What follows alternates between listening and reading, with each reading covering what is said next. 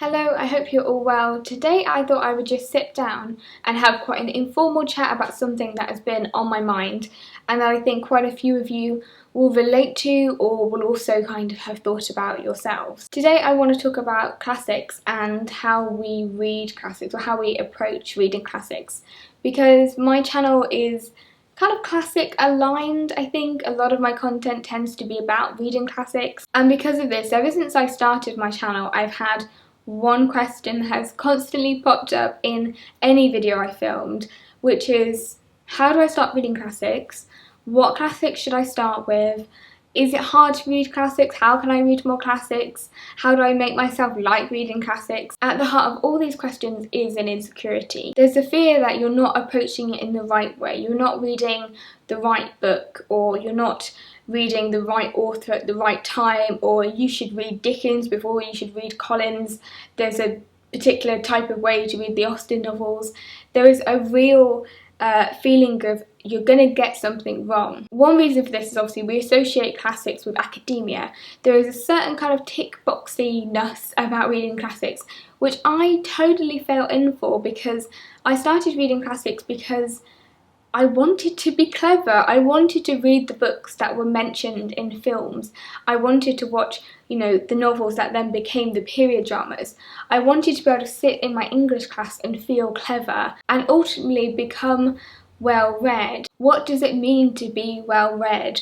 Well, classics are also associated with a snobbishness that comes from an association with class. The fact that being well-read is often seen as an upper-class thing, and therefore by reading them, that can be attained. Over history, we've created a perceived reader of classics, and that perceived reader is supposed to be better than all of the other readers. We've created a monstrosity in making classics, in the same way that we created the literary canon. I could talk about the literary canon until the cows come home, or more importantly, why we need to deconstruct the literary canon, and that is definitely a topic for a different video.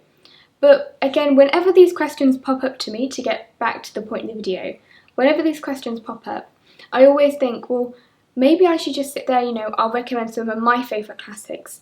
And then I realise that I'm just legitimising the literary canon. When recommending classics, there's again this kind of tick-boxy thing of, oh, okay, well, you need to read Dickens, you need to read the Brontes, you need to read Gaskell. Whenever I give those suggestions, I then feel like I'm legitimising the fact that there is a right way to read, and that right way is also a white way, and is very restricted and limited, and racist, classist, sexist, ableist, homophobic, everything.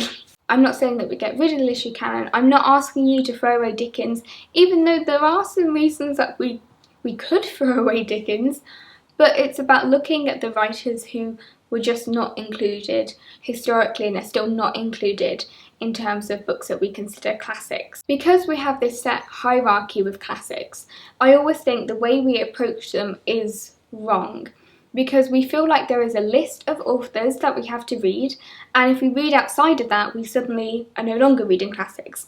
And you feel kind of an anxiety over, well, does this count as a classic? Can I add this to my classic list? All of this applies to me, by the way. I'm very much guilty of everything.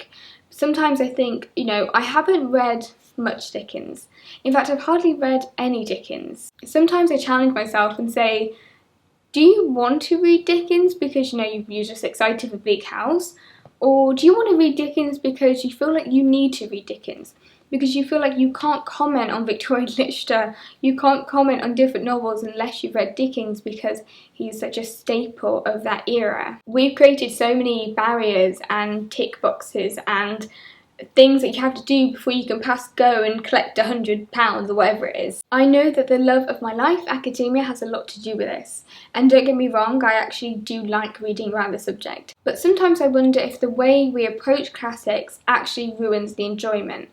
I love studying and therefore I love analysing, and I also understand the merits of actually enjoying a book because it's fascinating to you academically versus kind of reading for pleasure. For instance, that's me in Middlemarch. Like, I would love to study Middlemarch, but I don't know how emotive or I feel about it as, like a novel I enjoy reading for me. I realise I've gone on a bit of a ramble, so I hope this all makes sense.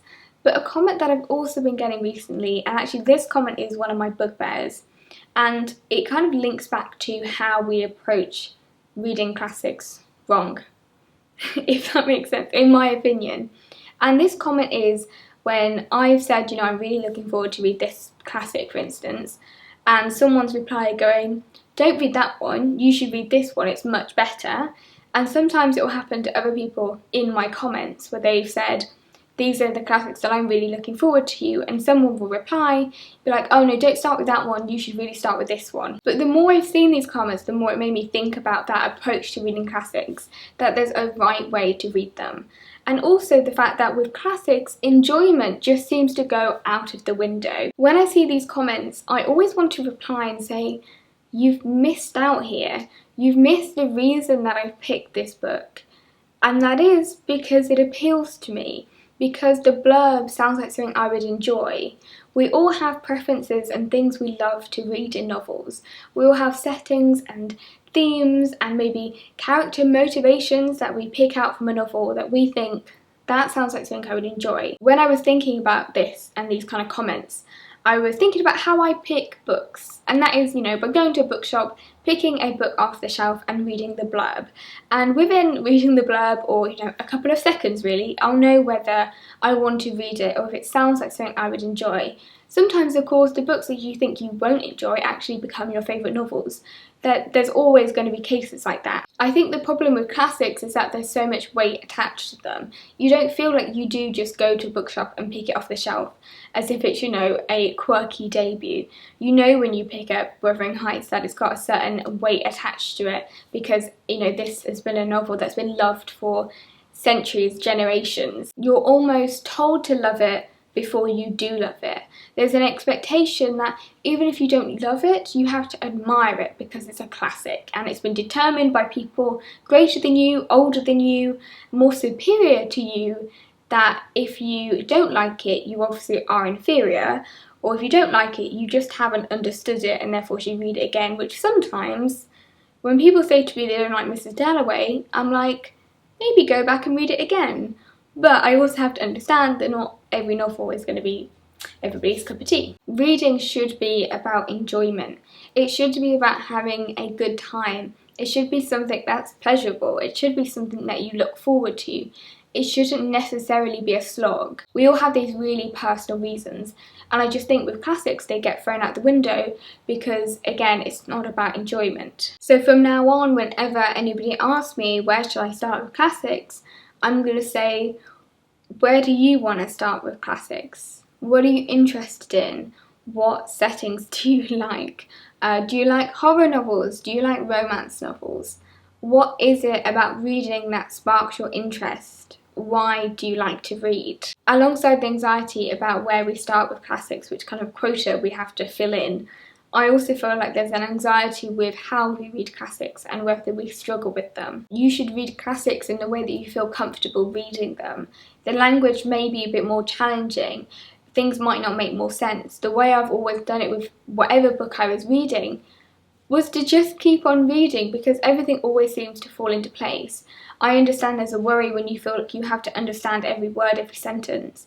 Most recently when I read Middlemarch has loads of characters and I could not for the life of me remember all of these characters and remember who they related to or what they were even doing in the novel. I honestly had no clue. But after a while I realised that I didn't necessarily need to remember every single vicar. I didn't necessarily need to know which vicarage, they were from, which parish they lived in. I understood that novel in the way that I needed to understand that novel. I think a lot of people read differently. I'm quite a thematic reader, so whenever I'm reading, I kind of pick apart on some themes like marriage or gender or class. So when I'm reading, I become very aware of those themes and kind of follow it through and analyse it in that way. For some people, they'll be very attached to characters or setting and they might read it that way.